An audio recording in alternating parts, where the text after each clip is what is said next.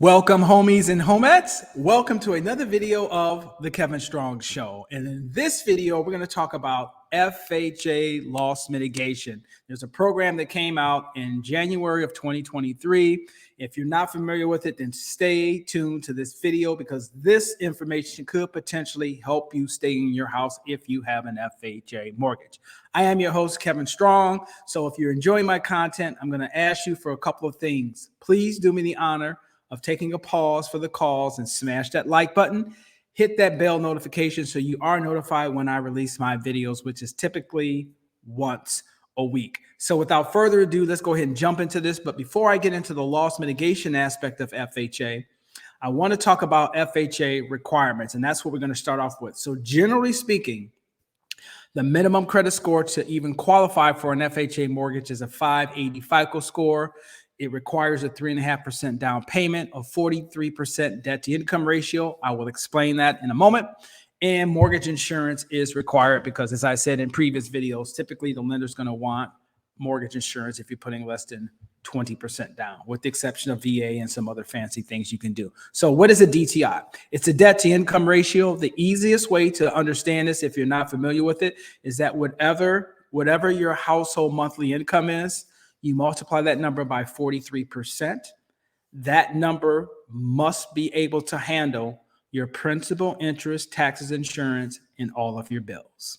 It can't exceed 43%. Lenders will sometimes loan on a 500 FICO score if the borrower is putting 10% down. Keep in mind, as lending standards change, lenders do have the option of changing those requirements in asking for more, not the down payment amount, but the credit score aspect. So when lenders start to tighten up, like they're starting to do now, don't be surprised if all of a sudden you try to get an FHA loan, let's say from ABC lender, and they say that their minimum credit score is 640, but even though FHA is saying 580, they do have the right to do that. So let's go ahead and get into some discussion points here. Homeowners with FHA loans are more likely to be low to moderate income workers. This is true. This is not an inference in terms of a particular class of people in terms of racial composition. This is targeting people with low to moderate income with minimum reserves, and that's why it only requires a 3.5% down payment. Historically speaking, especially from a CoreLogic standpoint, which is a very well-respected data source for mortgage information, has basically concluded, as I have in previous videos, that FHA has a higher tendency to be delinquent and ultimately lead to foreclosure than any other mortgage type. So let's get into this program. FHA proposes new mortgage payment reduction. Partial claim is the key in order for this program to work. So a partial claim is a zero interest subordinate lien that will include a portion of the amount to be resolved. And if you meet the requirements, a principal deferment. Okay, so basically what a partial supplemental claim is, to keep it simple, let's say you've got a mortgage up here and you've fallen behind. Typically, I think you have to be between 4 months and 12 months behind on your payment to qualify for this program. And if you're, let's say, 12 months behind and you haven't made any payments, they've tacked on interest fees, legal fees, because you're in the process of getting close to being foreclosed on. And let's say that amount is $15,000. What this program is going to allow you to do is that the lender is going to say, hey, I'm going to do a partial claim for you to help you stay in your house. So we're going to keep your payment where it's at or possibly reduce it. That's where the principal deferment comes in at. And then all of those payments that you've missed and all those fees and penalties, we're going to create a second mortgage and put it below your first mortgage. There's going to be no interest on that. And that's where the 0% comes in at. And you only have to pay that off when you refinance or when you sell the home. So for those of you who are struggling with an FHA mortgage and are falling behind on your payment, this is something that possibly could help you stay in your house. Obviously, there's some pros and cons. We'll discuss that in the next slide. But by and large, it's probably something you need to consider if you're in a situation where you've fallen behind on your mortgage payment and you have limited options. So here's some final thoughts. The program will offer temporary relief, but most likely will cause the owner to be underwater in the property. This is something that I know firsthand. For those of you who are not familiar, I have a national company that deals with loss mitigation and loan modification. It's preventforeclosure.us. So if you're in a situation like that and you want a free consultation, not only with FHA, but any type of loss mitigation as it applies to your mortgage, just jump on the website and fill out the information. I'll be more than happy to have a free consultation with you. Okay. So the reason why I say it's a temporary solution, because as I said earlier, the FHA requirement for the down payment portion is only 3.5%. To sell your house, 6% goes to a commission real estate agent, the buyer and seller agent, and 2 to 3% for closing costs. So basically, if you're going to sell your home using realtors and factoring in closing costs, you're looking at 8 to 9%. So if you're only putting in 3.5% as a down payment, you are underwater. Even when you move in, you don't have any equity. So this partial claim that puts that $15,000 as a second lien is part of what you have to pay off. So now you're at 3.5% down payment, right? You're underwater, and then you're tacking on another $15,000 in a second lien position as the partial claim. Then you have to factor in the 6% for real estate commissions and 2 to 3% closing costs. So it does create a situation where you're digging yourself into a deeper hole, but depending upon your circumstances, it may be a prudent option if it gives you some temporary relief until you and your significant other can figure out a better financial way to get a traditional mortgage. FHA does have a 40-year loan modification program. I know that firsthand. I've done that for several clients. I explain to people, if you're in that situation, don't look at it as that you're married to it for the rest of your life.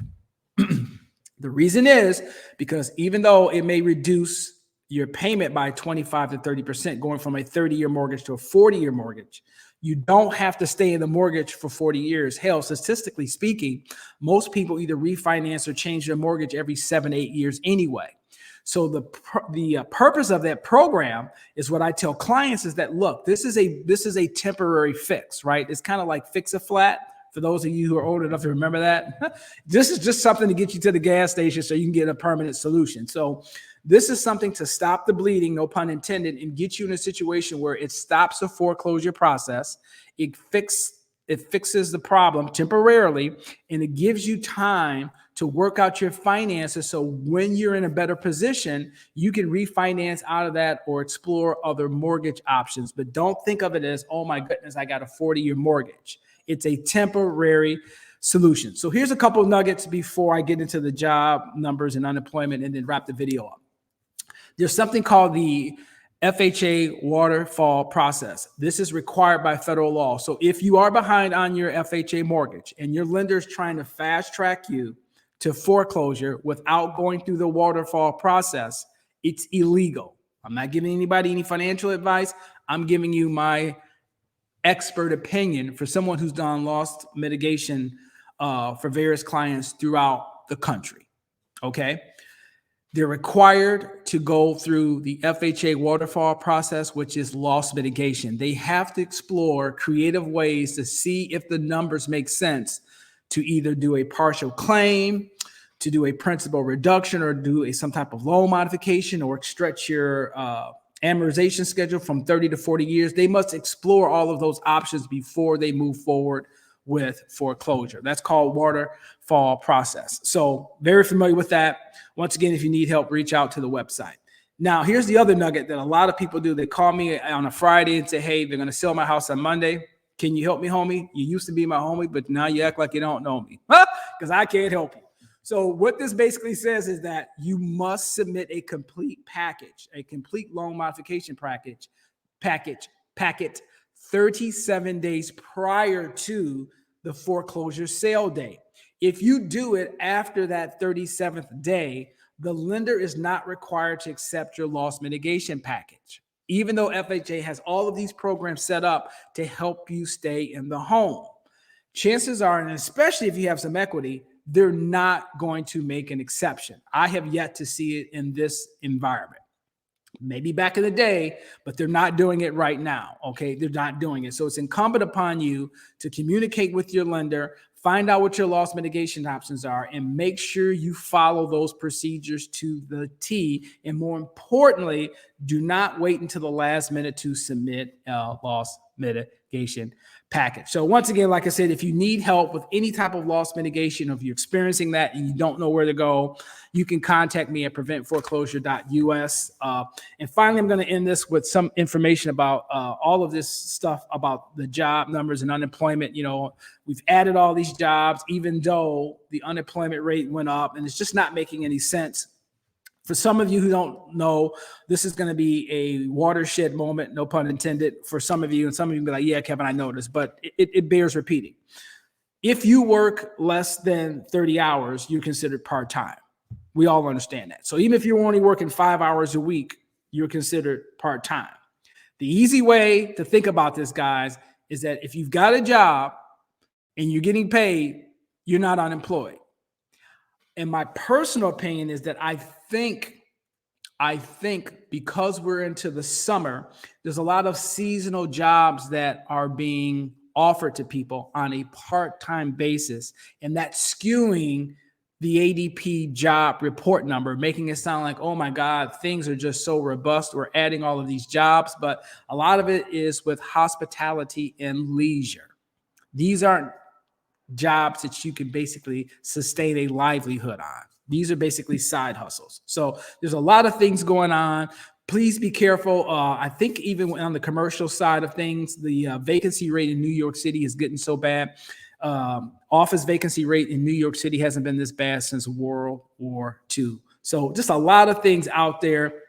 Please keep yourself informed. So I'm going to leave you with my final quote.